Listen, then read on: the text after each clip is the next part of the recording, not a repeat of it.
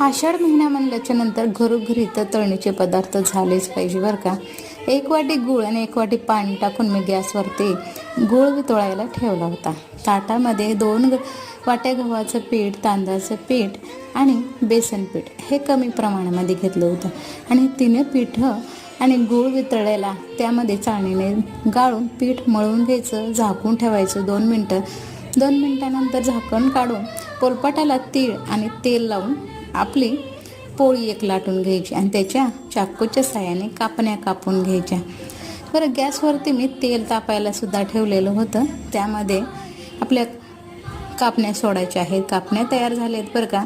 आणि कढईमध्ये कापण्या सगळ्या मी सोडून घेतल्या, लालसर होईपर्यंत तळून सुद्धा घेतलं आणि चाळणीवरती एका दुसऱ्या झाऱ्याने त्यावरती काढून घेतलं, तेल वितळवून घेतलं आणि मस्त आपल्या